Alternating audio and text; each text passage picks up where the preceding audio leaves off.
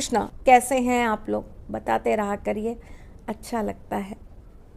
चलिए, आज एक बहुत छोटी सी चीज़ पे चर्चा करते हैं, लेकिन बहुत महत्वपूर्ण बात है, क्योंकि हर किसी इंसान को इस चीज़ को लेकर एक प्रश्न चिन्ह ज़रूर खड़ा रहता है। बहुत सारे बच्चों ने मुझसे ये सवाल पूछा, तो मैं आज इसका जवाब लेकर आपके सामने आ गई।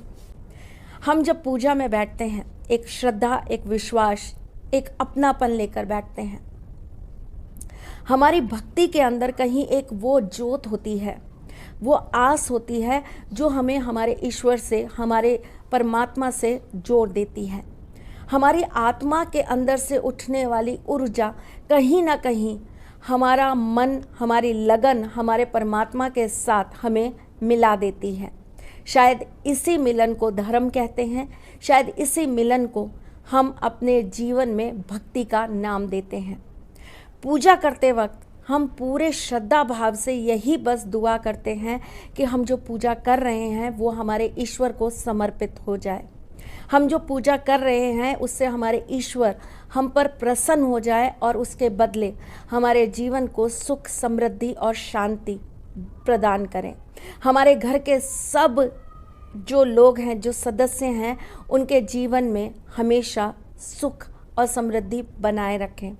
बच्चे अच्छे पढ़ लिख जाएं, पति अच्छी तरक्की कर जाएं, घर के बुजुर्ग हमेशा अच्छी आयु और स्वस्थ पाएं। परंतु हम जब पूजा में बैठते हैं तो कई बार हमें कुछ ऐसे संकेत मिलते हैं जो हमें ये सोचने पर मजबूर कर देते हैं कि क्या ईश्वर हमें कुछ बोलना चाहते हैं?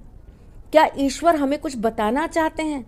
क्या ईश्वर हमें ये दिखाना चाहते हैं कि वो आए थे हमें आशीर्वाद देने, हम पर प्रसन्न होकर हमें अपने होने का प्रमाण देने?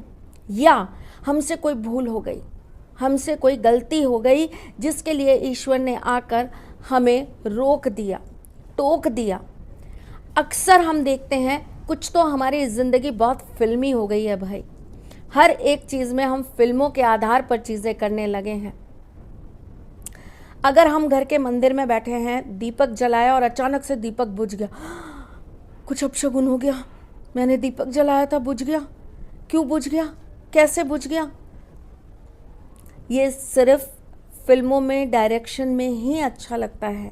असल ज़िंदगी में अगर आपकी बत्ती सही रूप से घी में नहीं डूबी और उस वजह से वो जलने के कुछ समय बाद बुझ गई, तो इसके अंदर भगवान का कोई संकेत नहीं होता।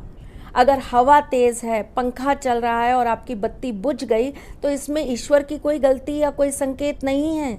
ये केवल एक नॉर्मल घटने वाली घटना है जिसको आपको अपने जीवन में बहुत नेगेटिवली कभी भी नहीं लेना है।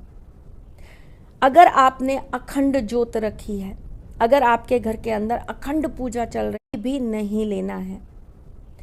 अगर आपने अखंड ज्योत रखी है, अगर आपके घर के अंदर अखंड पूजा चल रही है और उसमें आपकी बत्ती किसी कारण से रुक गई या बंद हो गई, तो आपके मन में ये आता है कि मुझसे क्या गलती हो गई, मुझसे क्या भूल हो गई। अगर ऐसा होता है तो आप ये मान सकते हैं कि हाँ, कुछ तो आपके साथ में नेगेटिव हुआ है, लेकिन ये भगवान का कोई आपको नकारात्मक संकेत नहीं है। ये किसी नकारात्मक ऊर्जा के होने से आपके साथ होने वाली एक ऐसी घटना है जिसकी वजह से आपके घर की ऊर्जा खराब हो सकती है। तो इसको बढ़ा लीजिए। बढ़ाने के लिए जब आपकी बत्ती बुझे तो तुरंत प्रभाव से एक और दिया उस बत्ती के साथ प्रज्वलित कर दीजिए और उस बत्ती के अंदर आप थोड़ा सा केसर या हल्दी डाल दीजिए, तो जो नकारात्मकता होगी वो ख़त्म हो जाएगी। अगर किसी कारण से आपके घर के मंदिर के अंदर, कई बार मैंने देखा है कि हमने दिया जलाया, उससे पेपर जल गया या कोई कपड़ा जल गया या भगवान जी के वस्त्र जल गए, तो हम बहुत परेशान हो जाते हैं। ये कोई अशुभ संकेत हो गया, ये कोई नकारात्मक संकेत हो गया। ये संकेत कोई नकारात्मकता का नहीं है, ये नकारात्मक ऊर्जा के होने का संकेत है। ईश्वर कभी भी कुछ ऐसा गलत नहीं करते अपने भक्तों के साथ जिससे उनके जीवन के अंदर कुछ अनहोनी हो जाए। सिर्फ नकारात्मक ऊर्जाएं वहाँ पर होने के कारण वो ऐसी चीज़ें वहाँ पर उत्पन्न करती हैं जिससे हमारी पूजा खंडित हो, बाधित हो, या हम अपनी पूजा पाठ से दूर हो जाएं। तो इसको हटाने के लिए क्या करना चाहिए? अगर ऐसी कोई घटना आपके घर के मंदिर में घट गई, तुरंत प्रभाव से एक जटा पानी वाला नारियल ले लीजिए, उसको लाल कपड़े से बांधकर आप उसको अपने मंदिर के सामने खड़े होकर 7 बार घुमाकर किसी चौराहे पर जाकर फोड़ आइए और कपड़े के साथ वहीं पर छोड़ आइए। आपके घर की पूरी नकारात्मक ऊर्जा उसी समय खत्म हो जाएगी।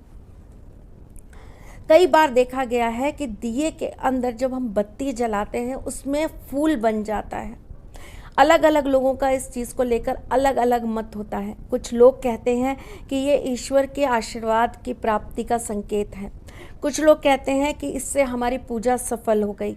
कुछ लोग कहते हैं कि एक सकारात्मक हमारे को संकेत मिल गया कि हम कुछ अच्छा कर रहे हैं और ईश्वर के पास हमारी भक्ति पहुंच रही है।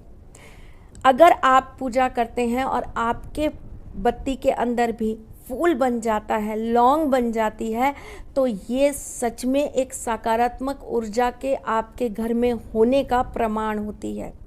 इसके लिए आपको ईश्वर को धन्यवाद करना चाहिए और खुश होना चाहिए, क्योंकि ऐसा अगर आपके साथ होता है और निरंतर रूप से होता है, अगर रोज़ ही 10, 11 दिन, 15 दिन, 21 दिन अगर लगातार होता है, तो आप ये मान लीजिए कि कोई देवीय शक्ति ज़रूर आपके ऊपर अपनी कृपा बरसा रही है। लेकिन अगर ये विशेष तिथियों पर होता है, विशेष त्योहारों पर होता है, तो आप ये मान लीजिए कि आपके घर के अंदर कोई देवीय शक्ति आकर भ्रमण करके गई है, जिसका आशीर्वाद आपको, आपके परिवार के सभी सदस्यों को ज़रूर प्राप्त होगा। है ना बहुत छोटी सी बात। इसको लेकर अब दोहरी सोच बिल्कुल मत रखिए।